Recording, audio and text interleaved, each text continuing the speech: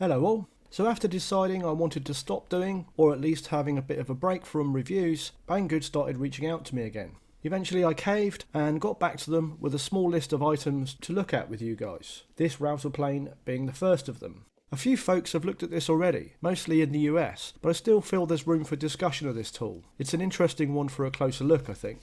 So this is the KM-17 router plane, a design and manufacture collaboration effort between American woodworker Jonathan Katz Moses and Chinese quality tool manufacturer Hongdui. Both Katz Moses and Hongdui sell the same tool independently. Neither is ripping the other off, as some commenters seem to say. A collaboration partnership is just what it says on the tin. If you've seen any of my Banggood reviews before, the name Hongdui should be no stranger to you. Of the tools with that branding I have, all have been hard to fault and of genuine quality construction, not to mention beautiful. Of note of the ones I've covered are the Hongdui Precision Mitre Gauge, about which an argument could be made for it being among, if not the best on the market, and perhaps more humbly, the Carbide Scraper and low profile plane stops. I use all of these all of the time and enjoy doing so.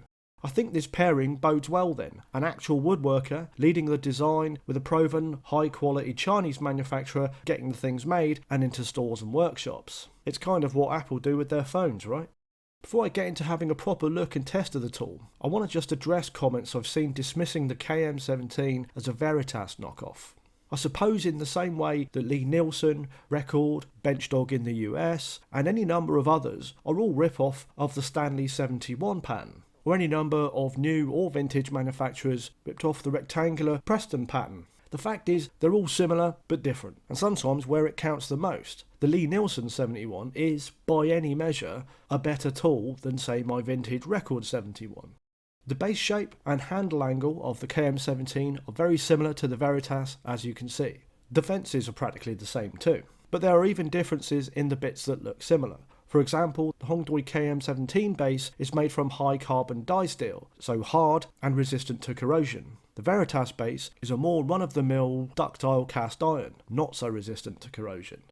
The main difference is in the blade depth adjustment. On the KM-17, this is in a league all of its own, and frankly, you could plonk it on any classic pattern base and argue its merits as among the best, most user-friendly router planes in the world. That's the long and short of it. Putting the unique depth mechanism on a Veritas pattern base then would appear that their aim was to take one of the best and try to make it better. I think they've succeeded, so stick with as I give you the full lowdown. As per usual, it's a beautiful looking tool and oozes quality. The handles, removable by, I think, a 6mm Allen, are rosewood. Nicely finished and smooth, but not Veritas silky smooth. The carbon steel base appears precision machined and flat on my granite reference out the box, and all the underside edges have a machined chamfer, leaving no sharp edges. Each side of the base is a tapped hole for the fence mounting post, with 2 holes through the base for mounting larger sub-bases if needed. Onto the cool part of this router plane then, blade height controls. Round the back is a locking thumb screw, and on one of the leg posts is a cam locking depth stop. On the blade mount, there is both a metric and imperial scale with an adjustable 0 indicator for that. Blade depth is adjusted by a large thumb wheel on top, and, locking knob loosened, moves the blade up and down free and easy, at a reasonable pace too. An interesting feature, with the lock tightened down at the back, you can still adjust the height. This is by design. It makes the adjustment wheel stiffer, eliminating accidental movement, but allowing you to quickly fine-tune depth on the fly without having to loosen everything off again. This is totally unique among router planes as far as I'm aware. As we'll see later, this is very handy in use. Zoomed in a bit here, hopefully you can see my adjusting the blade height to 0 it on the surface. I was quite surprised to find that the adjustable 0 indicator must have been set at the factory. It was bang on, nice touch. As you can see, it has removable blades. In the standard kit, you get this square-edged 12.7mm or half-inch blade, and already attached to the sharpening aid, the pointed blade, edges at 45 degrees. I have the extended blade pack for this too, which I'll show you shortly. The provided 3mm Allen doesn't fit all the screws like the one on this sharpening aid.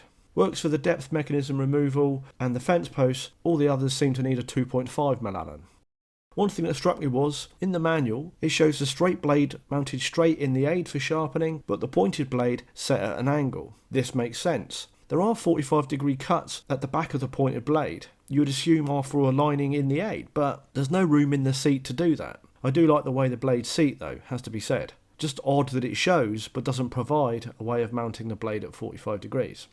The fence is much the same as that on the Veritas. Steel mounting post through which runs a steel adjustment rod with a black anodised aluminium fence. No thumb screws you see being brass. The fence is attached with one of the supplied 3mm Allen screws. There are spares for most of the ancillary screws too. No scale, but moves easy for positioning and when locked down is sufficiently solid. If you've seen the little fences on the Stanley pattern router plane say, you'd immediately appreciate the larger reference edge of this fence. Very nice. Undoing the rearmost thumb screw, you can slide the fence right out of the post. Useful should you want to flip the fence to make use of its radius edge feature, where the fence creates 2 points of contact. One thing I did think was a small issue was you can see there the flattened side of the rod that the locking screw engages with. This should be flat to the fence bottom. To position it so in the standard flat fence way, it needs pliers or grips to do and undo. It takes a bit of effort to line the flat edge back up and scuffs the rod up a bit. I think if you were regularly swapping between flat and radius fence positions, I'd try and buy an extra fence to be honest. Regardless, the fence's concaved face seems to do a nice job of following this former curve. Using the supplied Allen, the 2 fixing bolts either side of the blade adjust can be removed, allowing you to flip the whole assembly, giving you a backward facing blade if you like. More usually, you just flip around the blade and lock. I wouldn't say this is more fiddly, but with the supplied T-type Allen, it is, thanks to, on one side, the depth stop getting in the way a bit. An L-shaped Allen key would be better here I think. Removed, a nice touch is revealed. A sprung ball bearing, I assume, serves as an anti-backlash for the threaded rod on the adjuster. Cool. Et voila, a whole new world of wood-based excitement is unleashed. Ignoring the risk of excitement levels running too high, I have here the narrow blade set, optional extra. In this little pack are the screws you'll need, a little Torx driver, the blade mounting post with etched scale, and 4 thin blades. Super annoyingly imperial sized, but from roughly 1.4 to 6mm. I'll put actual sizes up on the screen. All appear very nicely machined. The reason they come with their own mounting post is you'll remember the larger standard blades are fixed from below with an Allen screw, which there's no room for on these slim blades. So the blades are machined then like a boot that slots over and is fixed to the post. The fit between the two is lovely, close enough tolerance that they don't wobble about, yet easily off and onable. Impressive. Blade in place, it's locked on with one of the supplied Torx screws. To remove the standard blade holder, you just undo and remove this screw. Don't need to slacken off anything else. Then it will just slide right out. Then you do the reverse to insert and fix the new thin blade. After zeroing the new blade on the surface, I noticed the zero indicator needed adjusting slightly. Thumb screw on the side loosens the indicator. Fiddly to zero and get it on camera shot, but easy when you've no such concerns. I find if you push the opposite side to the thumb screw, it'll hold your mark as you tighten down. Time for some test cuts then. I drop the blade to 3mm on the scale, then lock off the depth stop. I wish I had more comprehensive shots of that, but all I have are these, actually from me using it for something else, not this test, but I think you get the idea. Got one of my pine clamping blocks here. Not a tough test for any sharp blade, but something I'm willing to sacrifice for a little look-see. I've not score marked in the piece like I normally would for a housing, I'm just going in blind. Fence set so the far side of the blade is 10mm away. Blade dropped a little each pass, I should end up with a 3mm deep housing, a slender 1.4mm wide.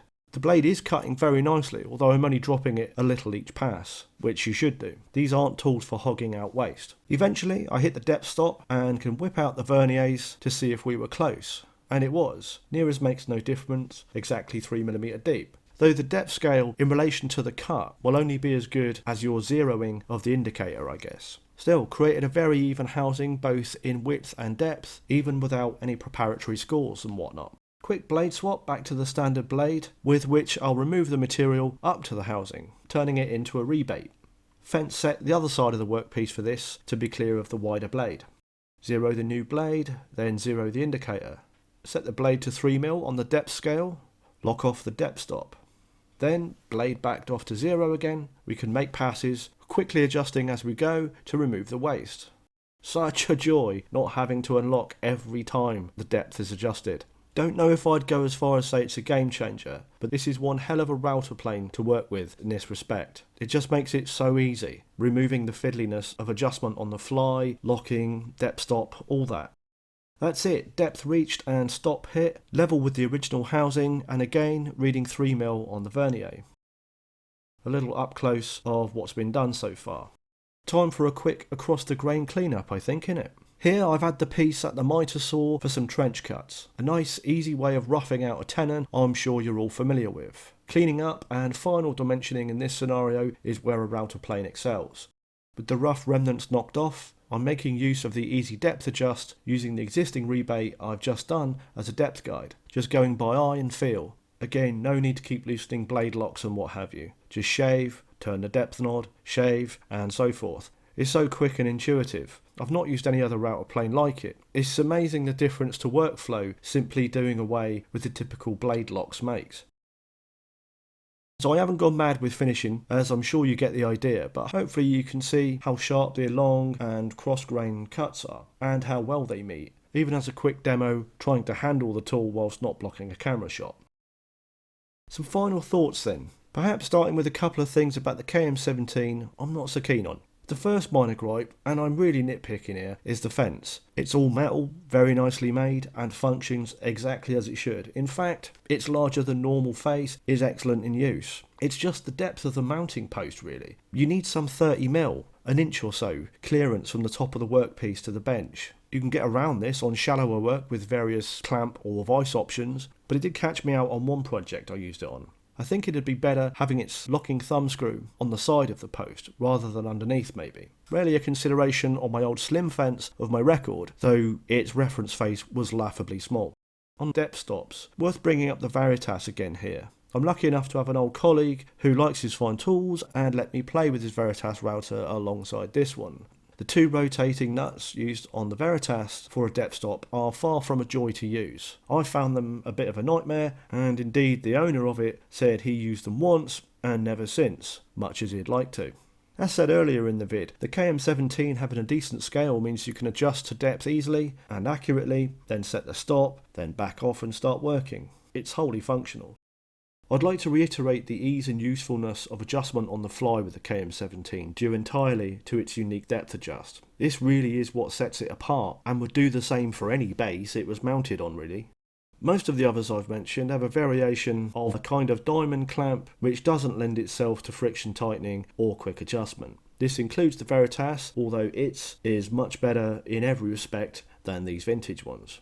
As an aside, my record here is actually sporting Veritas blades with no modifications. Little tip there if you're struggling to find blades for the old records. So to the prices then. Well, the KM-17, and I'm talking UK prices here, currently averages £160 to the £230 for the Veritas and about £260 for the Lie Nielsen. Its RRP is actually comparable to the Veritas though. As prices stand, it's pretty good value given in terms of quality, it's in their club. Usability, I think it's even better. What it doesn't have yet is the cachet of those brands.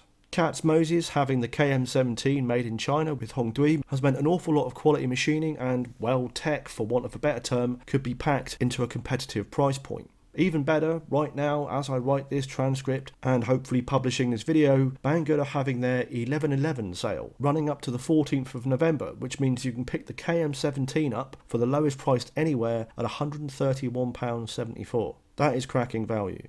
Worth watching its price from the 20th to the 26th of November too, as that is Banggood's Black Friday period. I will mention that these can be bought direct on the Katz Moses website, which may suit any American viewers. If you're in the UK, importing from the US will incur charges. Charges from China are covered by Banggood, however. What charges relate to the EU or anywhere else from the US or China, I couldn't say. The slim blade pack I showed is on Banggood currently for £46.10 with 82p shipping. Some superb machining involved in this optional extra that belays the price. It's a shame they don't sell them singly, but the set is a worthy addition. So I'm sure for most of you watching, this price point rules it out of consideration and you'll stick with your restored records and Stanleys. Hell, I'll still be using mine. But fine tools have their market too. At their best, they can help you take further pleasure in your craft by making it just that bit easier. Certainly the case with the KM-17. Or even if it's just to enjoy a finely made high quality tools because you can, then why not? And this is certainly among them. I hope this little look at this router plane has piqued your curiosity, answered any questions you had about it, or at least given you the requisite hit of quality tool voyeurism. Any questions or comments, fire away below. I'll leave all relevant info and links in the description. Like if you did, sub if you haven't already, and as always, if you made it this far, thanks for watching.